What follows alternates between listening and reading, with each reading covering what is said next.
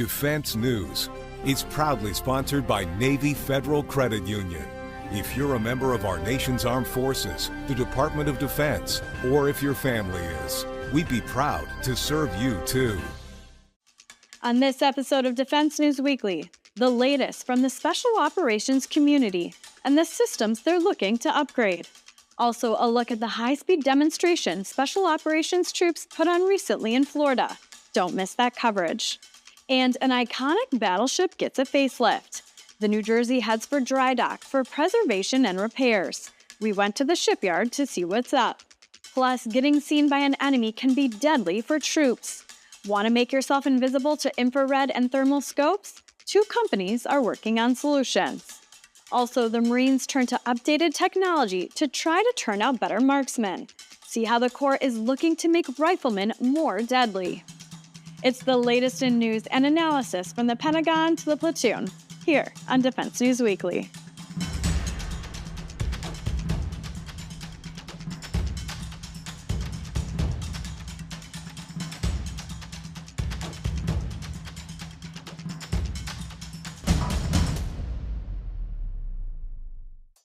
Welcome back to Defense News Weekly. I'm Andrea Scott. For decades, the battleship New Jersey menaced the seas, projecting power with its massive deck guns and long profile. But after service in combat dating back to World War II, where she took part in pivotal battles against Japanese forces, she was decommissioned in 1991 and eventually turned into a floating museum. Now, the treasured piece of military history is under regular repair to keep her safe for tourists and Navy admirers. While the New Jersey was out of the water, we got a chance to go tour the famed boat and see what goes into keeping an 80-year-old warship in top shape.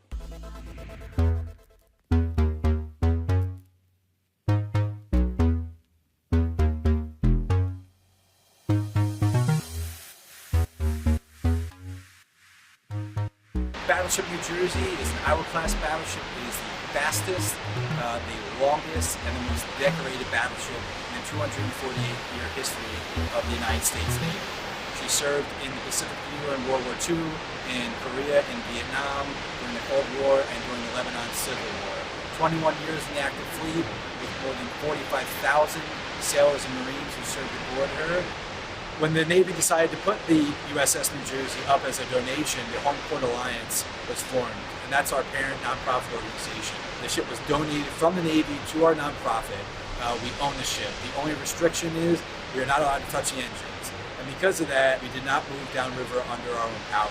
In order to move the ship, we are pulled by 4 tugboats and piloted by our captain, Commander Joe Benton, who's also a member of the Battleship's Board of Trustees. And as part of that, we executed 2 180-degree turns. The first, when we first left our pier in Camden and went bow first downriver, and the second, when we pulled around and backed into dry dock number 3 here at the Philadelphia Navy Yard. The battleship returning to dry dock number 3 is a historic homecoming for the Battleship New Jersey. The battleship was launched on December 7, 1942 from this exact spot, 1 year following the attacks on Pearl Harbor. She returned here slightly after World War II and came back here for a 3rd time in 1968-1969, where she was dry docked here following her deployment to Vietnam.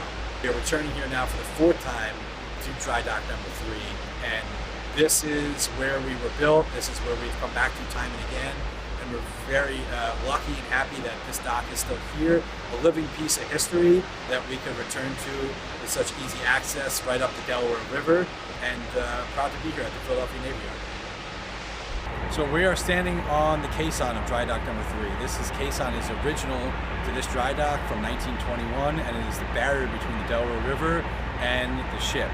It is connected to a tugboat, and it's lifted up and out, and that's how the dry dock gets floated. Right on the other side of this is the Delaware River, and there'll be about 6 million gallons of water in the dock. The main goal of putting the ship in dry dock now is hull maintenance. Typically, Navy guidance suggests that museum ships, decommissioned ships such as the New Jersey, be dry docked every 20 years. We're now going on about 34 years.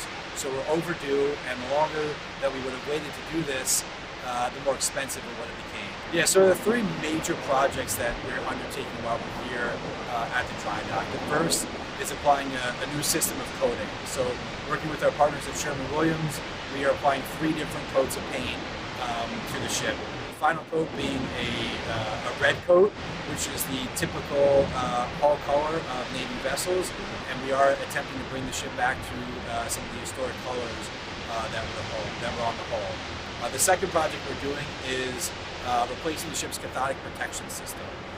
When the ship is in the water, she acts as a battery, and the anodes to that system are the less noble metals. So elements in the water, which would attack the ship's hull, would attack the anodes first, and that's really the ship's first line of defense against corrosion in the water. And the third thing we're doing is inspecting and, if necessary, welding and replacing 160 blanks over through-hole openings.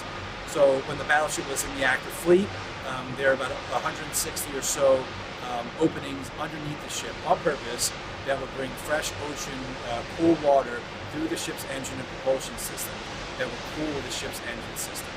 Now that we're not in the fleet and we're a museum, we don't use the engine system, we don't need them.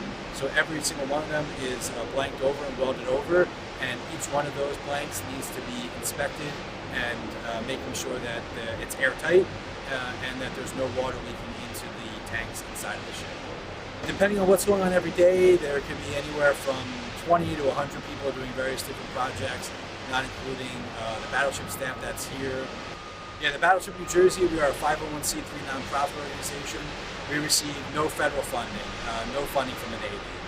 We are wholly dependent on the state of New Jersey, on philanthropic organizations, private fundraising and development to keep us afloat as a museum on the world. We're very lucky and very proud to be offering dry dock tours here. You're not coming on board the ship, you're going underneath the ship. A truly once-in-a-generation opportunity to walk underneath, touch the hull and propellers of an Iowa-class battleship. Tours are happening on Saturdays and Sundays through Memorial Day, with the exception of May 5th, which is a big event here at the Navy Yard. You can buy those tickets at battleshipnewjersey.org. We've sold over 4,200 already, and we are getting very close to completely selling out. This will not happen again for another 30 years.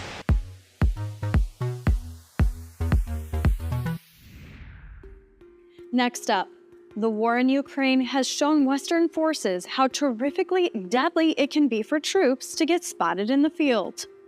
Darkness, camouflage, traditional concealment.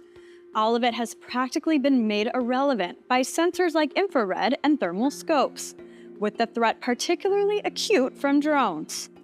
To defeat an enemy's detection, defense companies are looking for ways to protect individual troops. At the Modernizing Marine conference recently, we caught up with 2 companies offering potential solutions for personal protection. Have a look.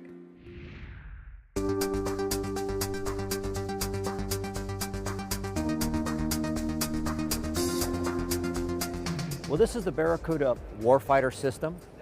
So it's a camouflage cape or poncho.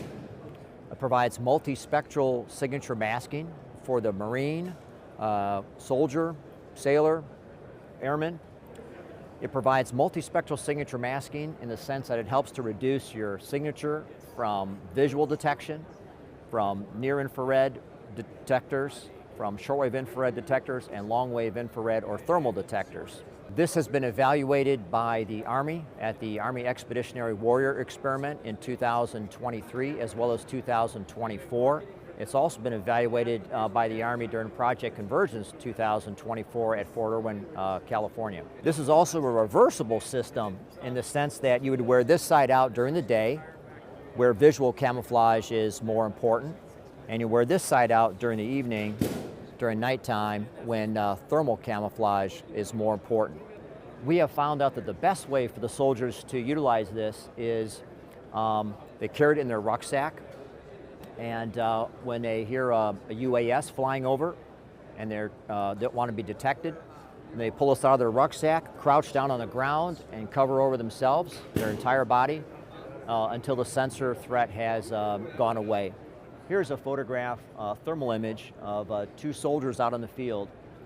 This one is not wearing the Barracuda warfighter system, and he's very obvious. There's another soldier within this yellow circle that is wearing the Barracuda soldier system, and he's essentially impossible to see. Here's another example of two individuals, one wearing the Barracuda soldier system and the other one not wearing the Barracuda soldier system. The one not wearing it shows up as white hot in this thermal image. The one here wearing the Barracuda soldier system, his thermal image is mitigated. The only parts that are viewable of the individual here are his face, his one hand, and his 2 feet, because they're not covered by the Barracuda soldier system. So the poncho is, we call it the NOAA poncho system kit, and it's 2 ponchos and 1 builder's kit. It's designed for full spectrum mitigation. You can use it en route to your location, or better yet, you can also make it into a high position or a sniper position, like I said, with the tactical toggles. So it becomes a little mini CP if you wanted to. When I say full spectrum mitigation, I'm talking about is this right here. We mitigate against ultraviolet sensors, near infrared, which is the image intensifier I-squared tubes for night vision goggles, shortwave infrared, thermal, and radar. Radar scattering and radar transparent. We also have, and Marines are starting to get of interest, is the poncho, which is also full spectrum mitigation. And this year we've also made improvements to the builder's kit. The poncho weighs about 3.5 pounds, the builder's kit is about 4 pounds. And so what it allows you to do is, all of our stuff is modular. The old cans, we use a becquelation system, but with the poncho, we have these little tactical toggles that we're able to put together to make a sniper position or a hide site, so whatever the case may be. The Sophia kit is 100 feet by 8.5 feet of lightweight material. It does all of the same full spectrum mitigation minus the radar like the old cans. This right here is the Sophia kit. It comes in this bag that you can mount or you can store at the unit. So we would use this primarily over anything, people, personnel, equipment, vehicles. You can put this over communication apparatuses, antennas, dishes, and radars. Fighting positions, artillery cannon, tubes. I mean, anything you need to camouflage, this is what can be cut and applied anywhere. When we return, typically you don't want to know what a U.S. Special Forces high-speed assault looks like, lest you be on the receiving end of a visit from some very angry operators. But once in a while they give a demo that offers a glimpse of their capabilities. Stay tuned to see what it looks like when America's elite move into action.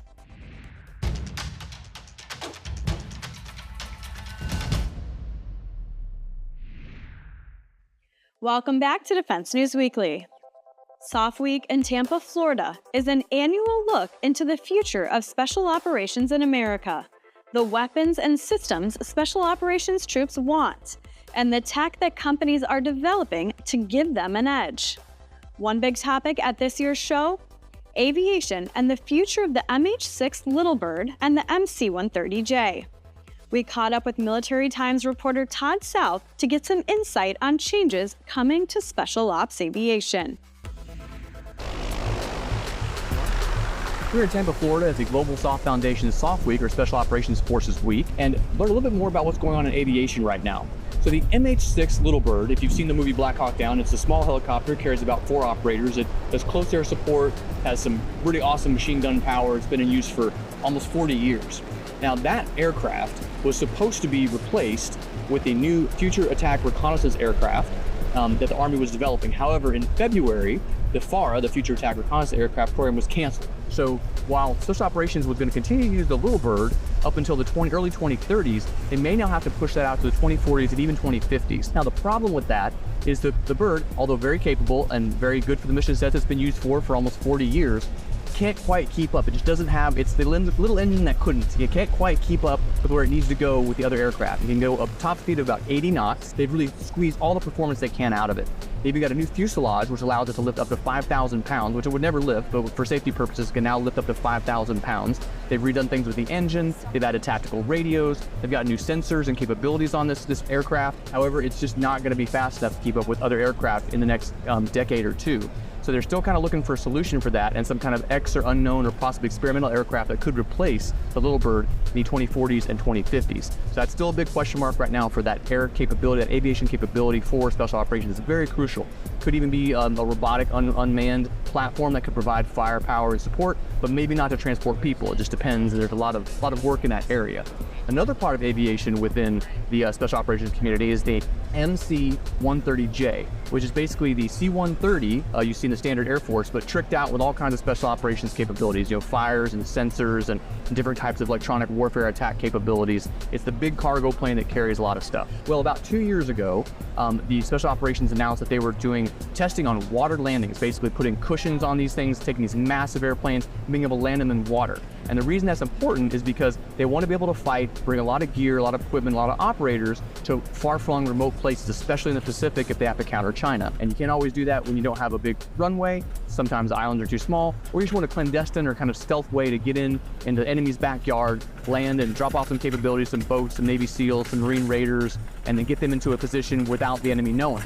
Unfortunately, that program, we expected it to be slowed a bit by about a year or two. Now it's been basically paused. They're basically not going to be pursuing that program for the foreseeable future. Now the program manager who runs that program said that they are capable of fielding it. If needed to in a pinch, they could field this water landing capability with the MC-130J. But for right now, they're not going to be pursuing it. They're going to instead focus their efforts and funding on other areas. So that's some aviation news within the special operations community, some challenges ahead, some technical solutions they're going to have to find. This has been Todd South of Military Times reporting from Soft Week in Tampa. Thanks, Todd. Soft Week offers far more than a bustling show floor and informational panels for those around the Special Forces community. In the middle of the conference, Special Ops troops take to the Garrison Channel, just outside of the Tampa Convention Center, to show off some of the work they do best. Called a capabilities demonstration, the spectacle draws thousands of service members and civilians, and we were on the ground to capture the highlights. Check it out. Welcome to the 2024 Soft Week Capabilities Demonstration.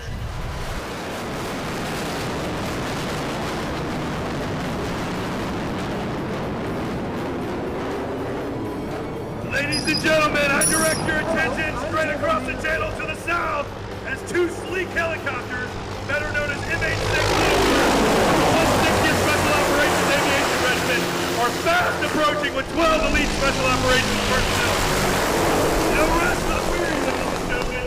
I now direct your attention to the Hillsborough River entrance behind me.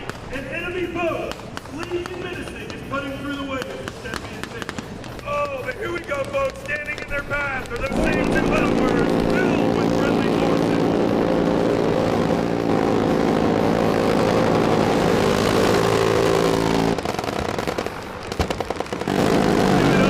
For SBT-22, our little birds, and our little birds for the 160th Special Operations Aviation. All right, ladies and gentlemen, please direct your attention to the Garrison Channel Bridge.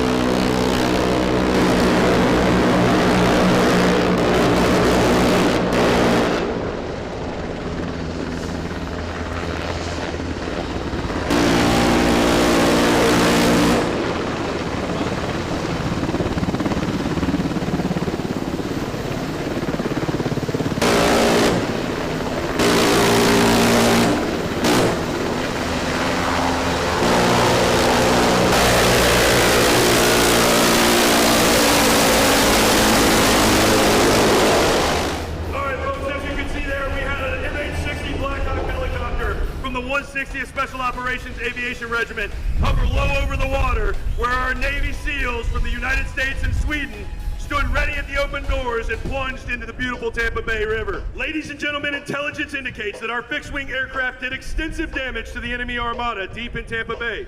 However, a few of the enemy forces set adrift were able to avoid detection, and they commandeered a large commercial river craft. That river craft may not be screaming at a high speed, but if it gets anywhere close to the Tampa Convention Center, we're in trouble with that dirty bomb. Listening to the mission commander in my ear here, it sounds like they're gonna sling load that dirty bomb off the roof of the river craft, meaning they're gonna attach it to the bottom and fly it away so that we can be safe. They make that right there look far too easy. Most people that are watching right now can't parallel park in downtown Tampa, much less hover.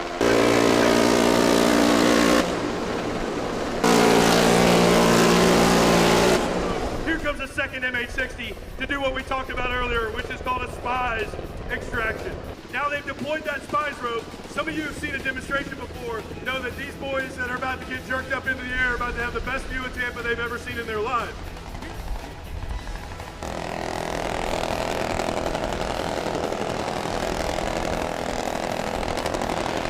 Thank you for letting me walk you through today's demo as your master of ceremonies.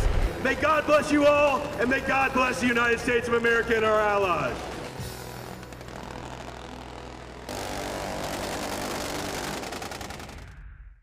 When we come back, our personal finance expert is back with advice on how to perform a mid-year budget check.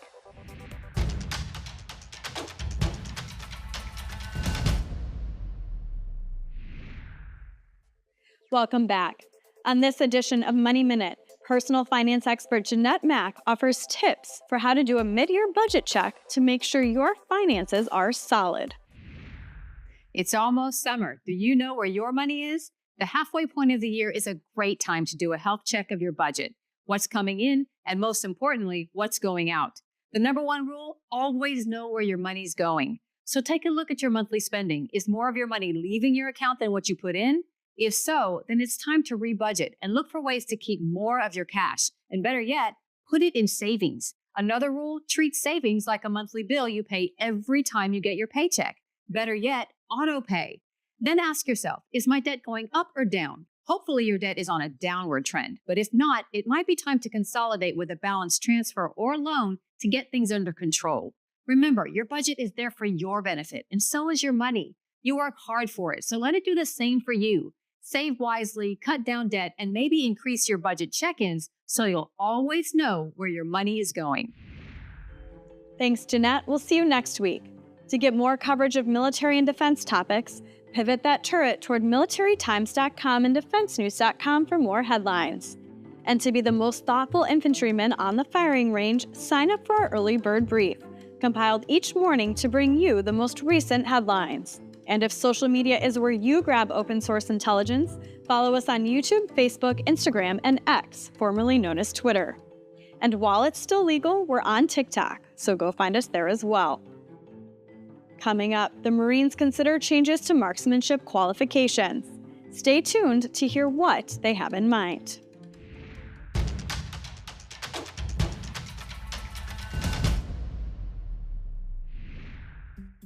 Welcome back to Defense News Weekly. I'm Andrea Scott.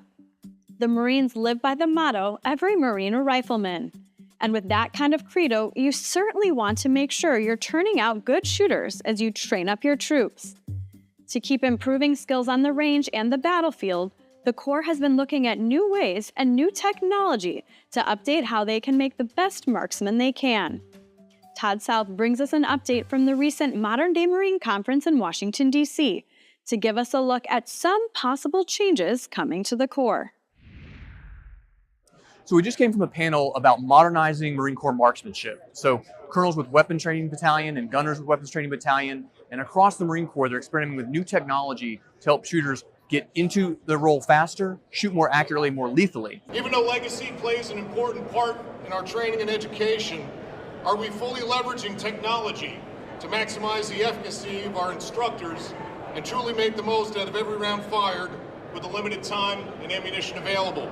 One of the main problems with shooting when you're not on the range with live rounds is realistically simulating how it's going to feel when you're shooting that live round.